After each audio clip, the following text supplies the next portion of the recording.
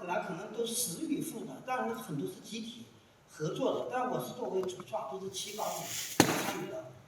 所以呢，对这个长卷这个研究比较多，所以我想今天就是以分享中国画长卷，从这个作为切入点，我们进入对中国画的一个欣赏。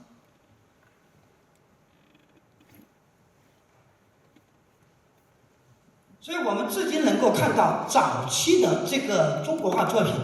全都是横向的构图。长卷画也被称为手卷，古时候的那个长卷，它作品不大，最高的就是50公分，51啊，像《千里江山图》就是51.5，已经是最大了，也是最长，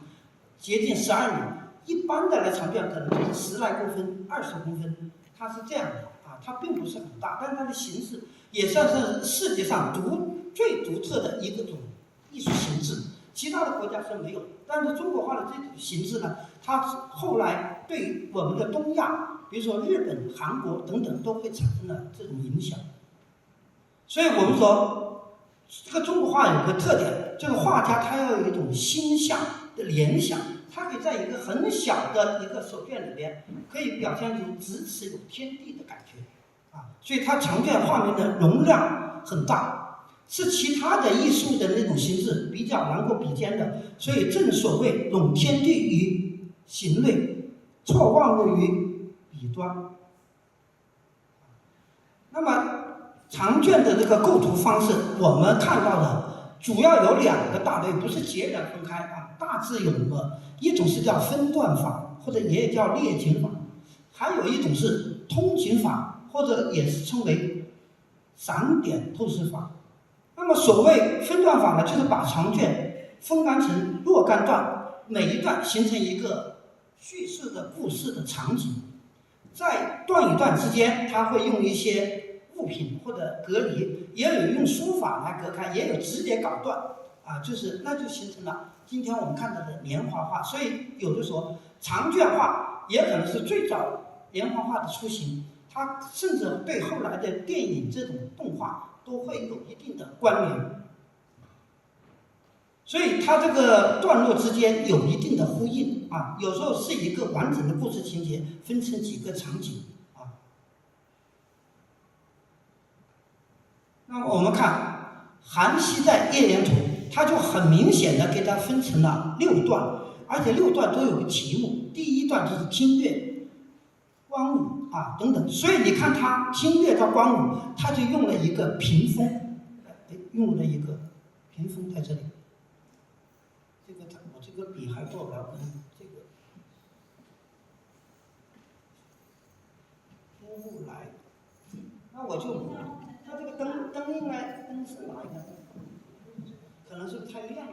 哦，在这里，到了这里就，哦，对，1.1D 啊，大概在这，可能不是太明显啊，就知道。大致我标注的地方就是它分段的地方啊，大家知道就行了。它有的画面并没有断开，但是它是通过一些景物，比如山水画有时候用树或者用整个一个虚的云给它隔断啊，那个都是比较常见的一些处理的手法。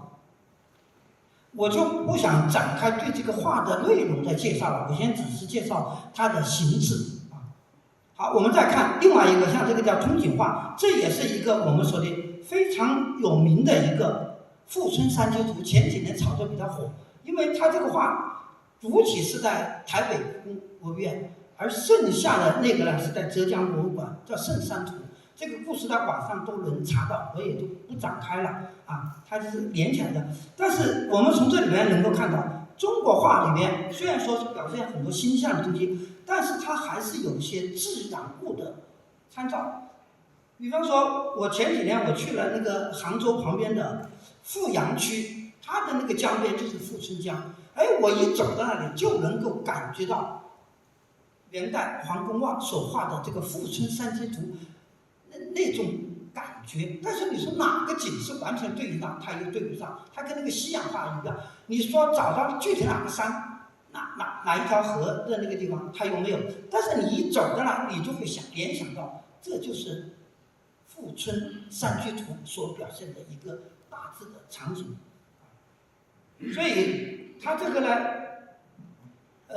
整个手法是用了一个浅绛的山水，而且用的那个技法的国画的技法就长短的披麻皴为主啊。学过国画的可能就知道，它是个笔用侧锋在上面拖，特别是适合画一些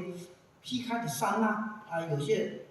石头啊，它会显得画面比较厚重啊。我们这个看看实景的照片。那么长剑是便于携带的，它所以古时候是属于文人雅士在交流来用啊。几个人聚集在一起喝茶啊，他们会把卷子打开，也有欣赏书法，也有欣赏这个国画。很小的，一般我们就称为手卷。为什么称为手卷？它就有个手拿的。我这里早期的它也不是很大，大概就是10几公分啊。它是这个从右把这个左